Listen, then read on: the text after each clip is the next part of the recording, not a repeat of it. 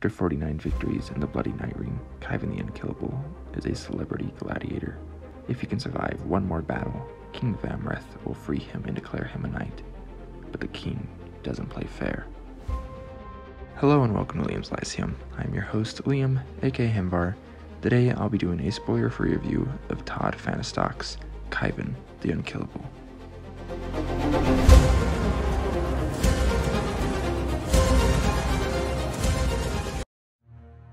Khyven the Unkillable is a 2021 fantasy novel by Todd Fahnestock, and the first in the Legacy of Shadows series, and also the first novel of the Eldros Legacy, which is a shared world, involving multiple authors and multiple continents, and we kind of figure out how they're tied together through bits and pieces of the main novels. But that's not super important here. Now, as far as the story actually goes, the prologue shows us a coup d'etat on the Laochadon House of Usara, committed by a man named Vamreth. Shows us magic, dark things called Noctum, and Luminance, which are an elven race. And then chapter 1 has a fantastic first paragraph with a great atmosphere introducing a tavern setting. The olfactory and sounds all give it a feel that, personally, I felt like I could get lost in, though I'm a big sucker for atmosphere, especially at the start of things. We are introduced to Khyven, who is the object of two knights of steel. They're more butcher than gallant, knights.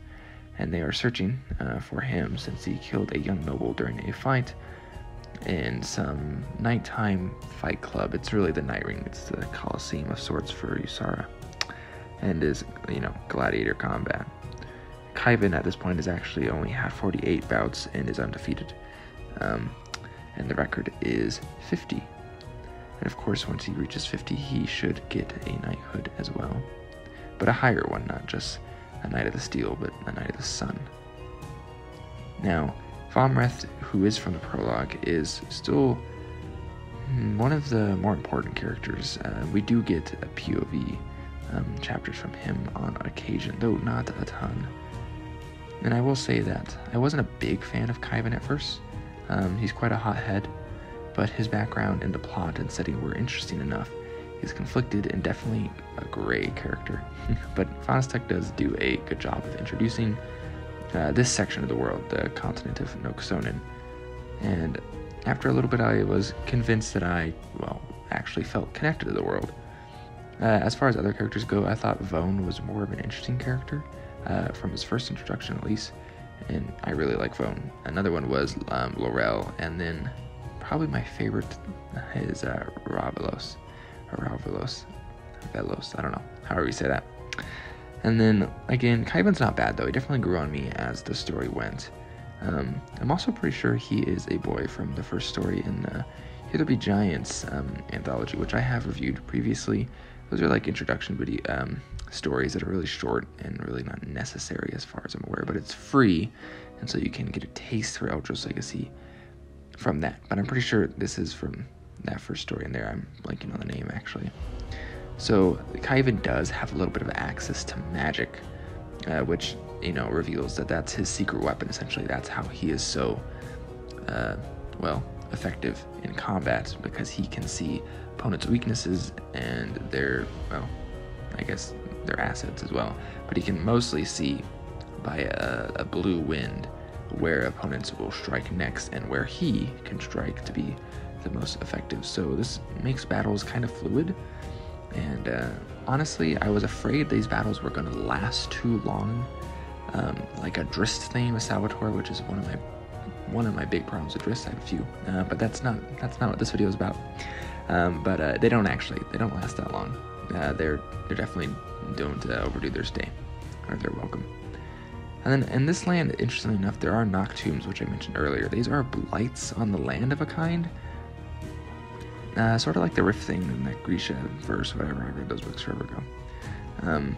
But they're just like this dark place that has these weird creatures inhabiting in it. And so if you go in there, you basically die because you get killed by these creatures.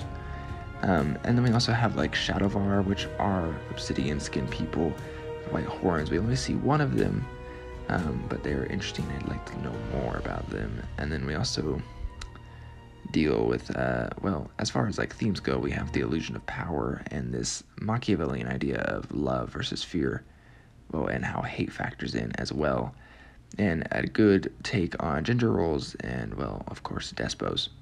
So the writing is fast-paced. It does spend some time world-building, and again, like I mentioned, the combat is fluid. And, you know, I don't know, I think it's pretty typical for a lot of recent fantasy. The dialogue is honestly one of the best parts, for it flows great, and each character's voices are obvious. And I don't think it takes too long on world-building, personally, as well.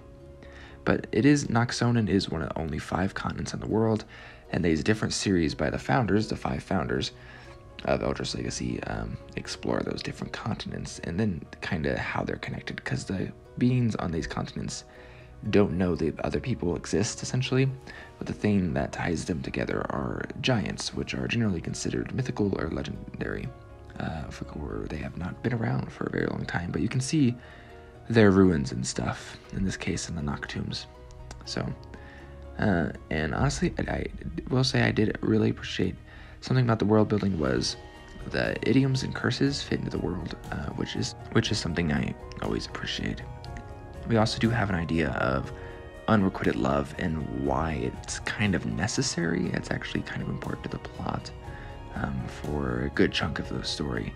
And then we also have, well, I would say a beautiful ending to complement the start with great twist and action in between. And I do look forward to book 2, which is actually already out by the time you're watching this video. By the time I'm recording it, it's not quite out yet. But very interesting stuff to come. There is a decently long author's note at the end that talks about writing this for D&D fans, say of Dragonlance and Forgotten Realms, which fits me to a T, particularly on that latter setting.